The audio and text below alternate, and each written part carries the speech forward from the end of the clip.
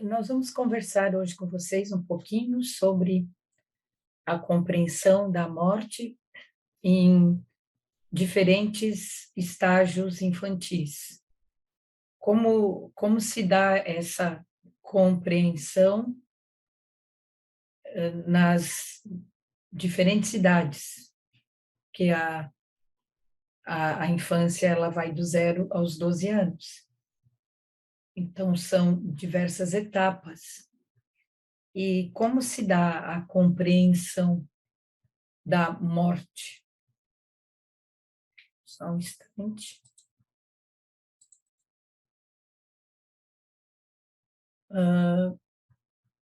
Primeiro ponto importante. O luto é importante e a criança não deve ser privada desse processo.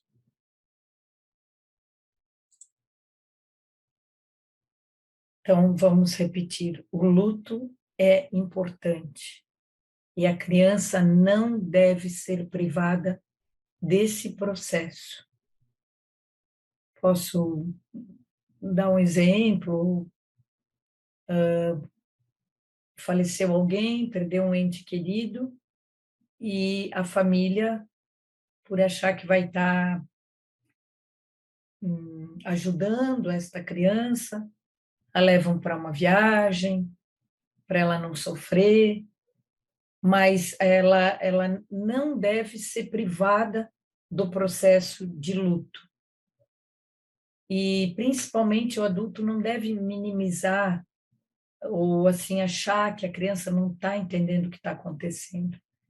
Ela está entendendo, sim, talvez não como o adulto, mas ela está entendendo. Então, não tirar a criança desse processo de luto.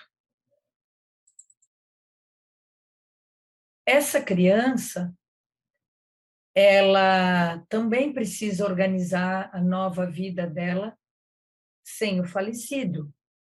Então, quanto antes ela entender esse processo do luto, quanto antes ela entender que essa pessoa, que esse adulto, e aí podem ser várias situações, o vô, a vó, o pai, a mãe, um irmão, um tio querido, são várias situações.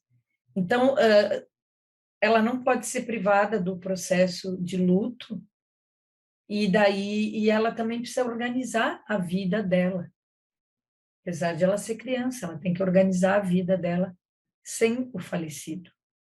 Em crianças mais novas que compreendem a morte como ausência ou dormir, o processo fica mais complicado. Porque na cabeça dessas crianças, se alguém for embora, ele pode voltar, e se ele dormiu, ele pode acordar. Ao perceber que a pessoa não volta, os sentimentos de confusão e tristeza aparecem de forma mais grave. Então, quando o adulto fala para a criança que aquela pessoa que acabou de falecer, ela dormiu, a criança ela entende que quem dorme acorda. Então, se quem dorme acorda, um dia ele vai acordar. E daí ele não acorda. E isso, quando ela perceber isso, vai gerar nela muito mais sofrimento, muito mais ansiedade. Então, por isso que dissemos desde lá de cima que a criança tem que passar.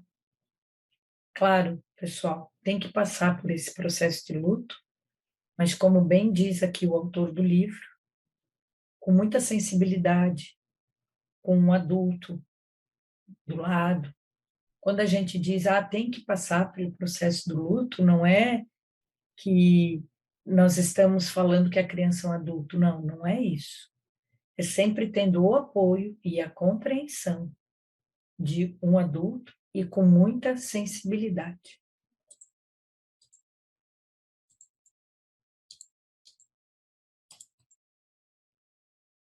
A criança, ela confunde muito a fantasia e a realidade.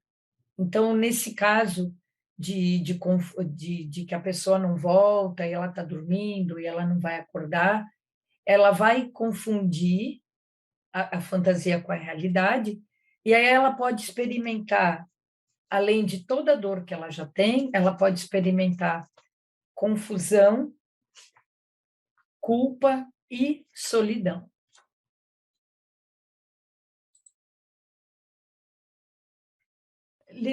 Lembramos que não é necessário falar demais e explicar o inexplicável.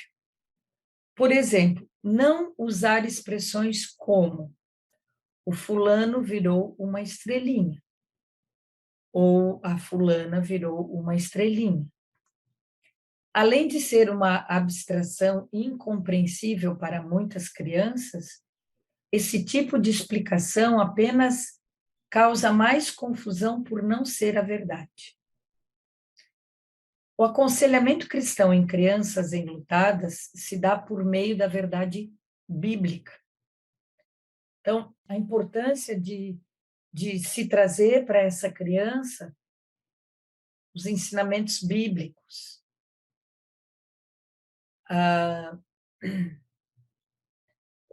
ouvir, estar ao lado e não deixar a criança se sentir sozinha.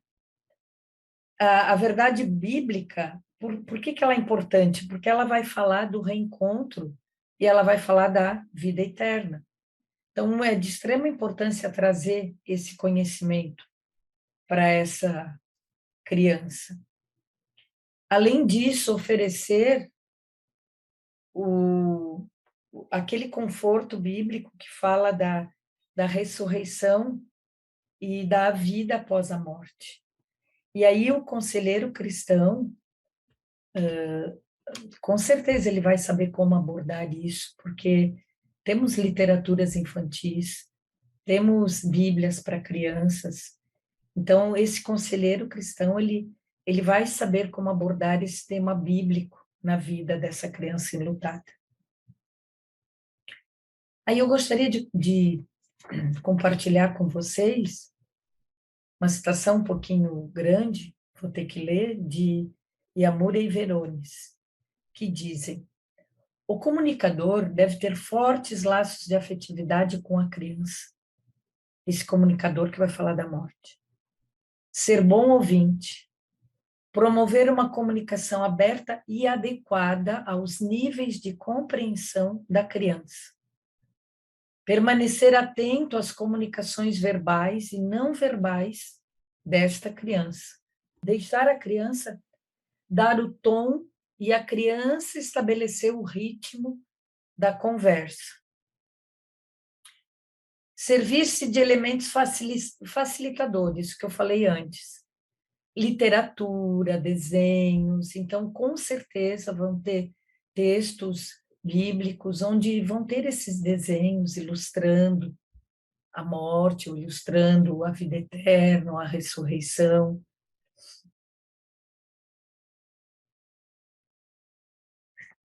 Promover a participação da criança nos rituais, com consentimento e informação. Nos rituais, digamos, promover a participação da criança no velório.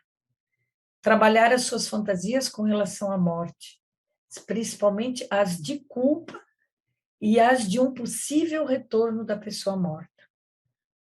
Possibilitar a expressão não só da tristeza, mas também dos sentimentos como raiva, desamparo, medo. Ajudar a formar e manter uma imagem do seu ente querido por meio de uma recordação de experiências vividas. Buscar apoio de toda a rede de relacionamento social. Yamuras e Verones, em 2016, página 86. E, no meu ponto de vista, aqui eles fizeram um resumo de tudo o que foi falado, de como lidar com essa criança, de deixar realmente vir à tona todos os sentimentos. Como eles falaram ali, não só tristeza, vai ter raiva, vai ter medo, vai ter sentimento de abandono. Então, deixar isso tudo vir à tona, se utilizar de desenhos, de literaturas infantis, para fazer com que ela entenda, por meio dos estudos bíblicos, digamos assim, poderíamos dizer, para onde foi este ente querido, e a compreensão do reencontro e da vida eterna que tínhamos. Até a próxima.